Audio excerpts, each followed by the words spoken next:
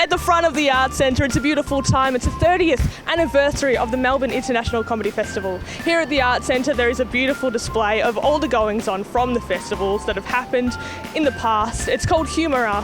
We'll be chatting to some wonderful guest speakers like Susan Provan, who's a festival director, comedians like Denise Geddes and Quantock. It's going to be a delicious time, so let's bloody get in there, guys.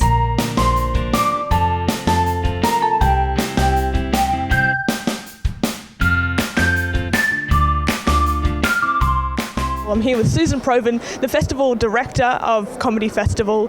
Thank you for joining us. Thank you for having me. I'm wondering about, the festival's been around for 30 years. What has kept the festival thriving for so long? I think the collective genius of all the comedians who want to do stuff every year, and having 30 years makes you look back at so many people who've participated, and it grew out of Melbourne, it grew out of fabulous venues that Melbourne had and comedians that were living in Melbourne, but it's expanded to bring in comedians from all over Australia, and every year new ones are inspired to come and take part. You know, they look at what comes before and think, yeah, I'm going to do something this year. You know, people who've been professional comedians for a while might decide that they're going to plunge in and do a festival show. It also inspires a lot of newcomers who come into the festival via various development programs that we run. So it's an exciting environment to be a part of and a great place to showcase your work. So you've been the festival director for around 20 years, right? Yes. So throughout that time, have you seen comedy sort of change, like the styling or performing, sort of like when you began to sort of now? I think comedy is always a very subjective, personal thing. So the nature of comedy, it's not something that really changes. It's always changes depending on who's doing it. It's a very personal thing. But what has changed is the technology around comedy. So when the festival started, it was really expensive, for example, for people to include any audio-visual work in their shows, whereas now, and there was no internet. So now, of course, everyone's got social media, people are making stuff for YouTube.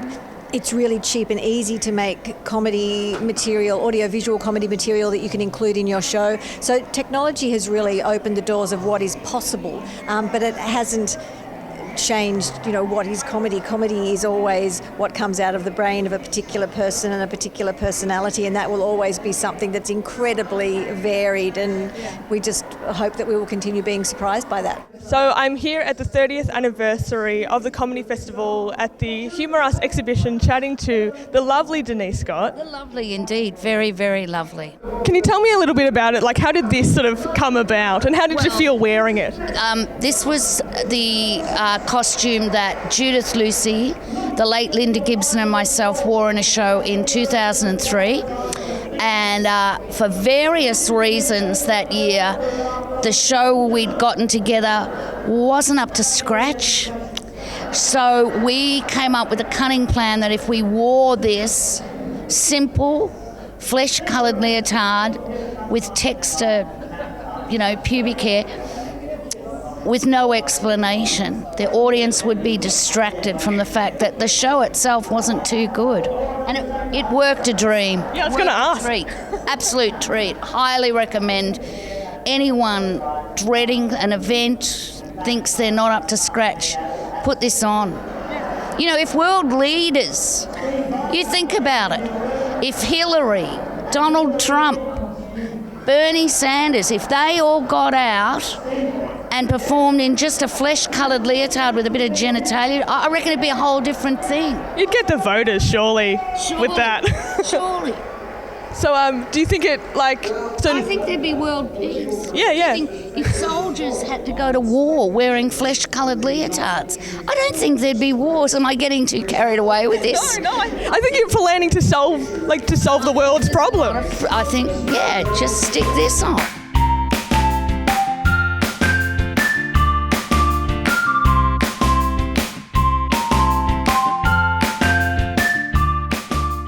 Right now I'm chatting with Quantock. You are, and I'm chatting with Phoebe. Oh, you are, and you know my name. Well. Fancy. So we're standing in the exhibition of Humour. I know you're doing a tour on April 2nd. I think I'm doing 3. Oh, you're doing 3? Oh, well, fantastic. It'll only be 1, I don't mind, whichever. More opportunity to see you, I guess. Do you have any sort of little sneaky stories that maybe up your sleeve that you can share with us that you'll be showing the people when they come through? I have Oh, so many stories. But no, the stories will be inspired by what's on the wall. Yeah. I mean, I'd love to tell you one now, but no, it'll be, and everyone will be different.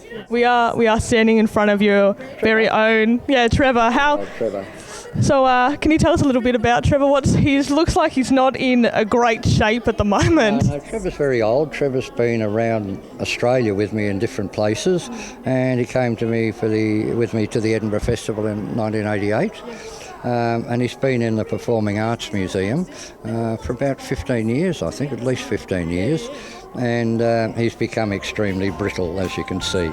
So we just had a quick squiz there at the Humour comedy exhibition showcasing 30 years of Melbourne's International Comedy Festival. It was an absolute delight. It's on for the entirety of the comedy festival, so make sure if you're a comedy fan, get in there, see some great photos and footage of all the things that the comedy festival has been putting on. We chatted to wonderful guests like Susan Proven, the festival director of the festival, some great comedians, Denise Scott and Quantock, all about their festival experiences. So I hope you've enjoyed it. I've been Phoebe O'Brien. Thanks for watching, you gorgeous, gorgeous humans.